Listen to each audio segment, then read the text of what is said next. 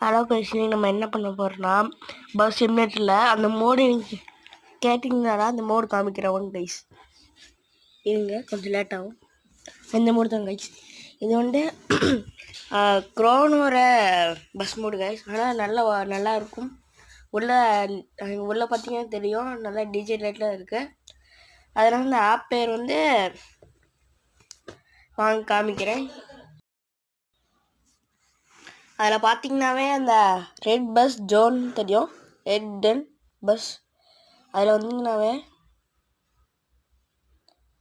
இருங்க வரும்